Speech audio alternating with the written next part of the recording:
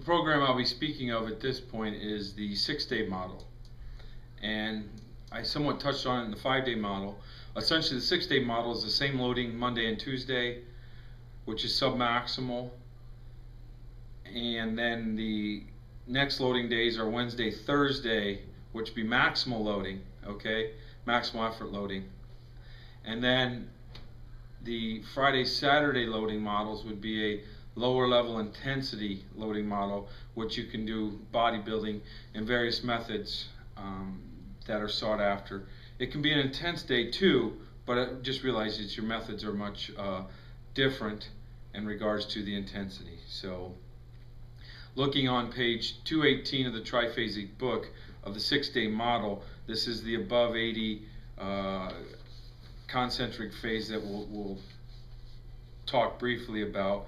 You can see that there is eccentric phase. You can see that there is a 6 count on the back squat, and at this load, which is about 85%, you will have to help your partner up. So they'll do a 8 count down on the squat, or a 6 count, and then what happens is the partner helps them up, and they'll do 3 of those. Then they leave, and you see the next 2 boxes are yellow. So the first exercise is hurdle hop, and it's very important that the athlete actually takes and drives their feet through the ground, both during the squat on the way up and the hurdle hops and every jumping that we have. Please read the ankle complex section or coach's corner notes on that particular coaching point. Then they'll do the accelerated band jump pause during this phase, and then what they'll do for rest is they'll do their 4-way neck, the wrist flexion, and anterior tib, which is some different prehab work while they rest. And usually the rest period is about between 4 minutes, 3.5 to 4 minutes during this time. Now I'll have a team heart rate monitoring system on them, and they will sometimes start back at the back squat after their heart rate's been down. Some athletes, when they get in great shape, can go in about 2 minutes, and we've seen some great results that way. During the concentric or the eccentric phase, you notice a majority of these lifts will be eccentric component, with the tempos and so forth labeled there. And that's Monday. Wednesday, you will see the max effort with about a minute rest. Some of the athletes even push it higher if their maxes have gone up or going up. And then you can see the variation of different things. We'll try not to do a full body range of isometrics. If we do an isometrics during this phase, we isolate it. During this time frame and this generation of the programs, I would actually do some longer duration isometrics, but ultimately what we've done is we've narrowed down the isometrics to a specific time and range that we're working.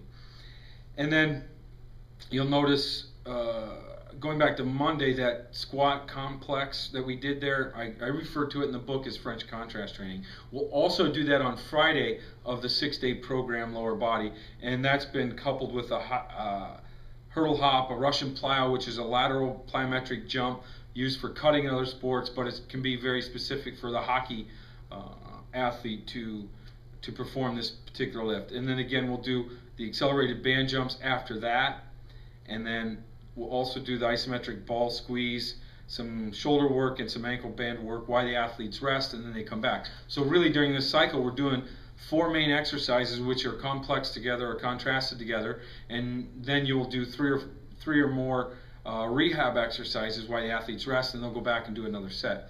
Now the 6 count down, much research has been shown that 8 count may be better from the sense of hormonal release and so forth, but what we found is if I extend it beyond 6, then the purpose behind this is to get more explosive and faster, and the potentiation leaves, and I think you get to a point where there's a lot of fatigue that takes place, so the jumps aren't as effective. So by doing 6 seconds and then have your partner help you up, we found was superior than doing 3 reps of 8 seconds, which a lot of the research will say this is what you want to do for a hormonal response. I'm not worried about a hormonal response at this time. The hormonal response comes throughout the week within every workout. What I'm worried about is the performance on the jumps, and what we're doing here is, even in a fatigued state, the athlete's getting set up to have some potentiation. I mean, really, the brain's kicking in and say, I'm trying to survive this workout, because it's Friday at the end of the week, and the athletes will be in some rough shape sometimes. You just have to be aware of that. But ultimately, everything comes together on the peaking methods right around, I would say, week 8. If you're doing a 6 or 5 day program, it takes till about week 8. So if you're going to test the athletes, I've had a lot of people call me and email me and say, Cal, I tested them at week 6, we didn't see the results. I said, wait till week 8, because the accumulation of all the stress comes together at one pinnacle point, and with the accumulation of that stress, week 8, and I've been emailed. It's not uncommon to receive emails that say, hey, between 6 and 8 inches of difference in the results that we've gotten from this concept.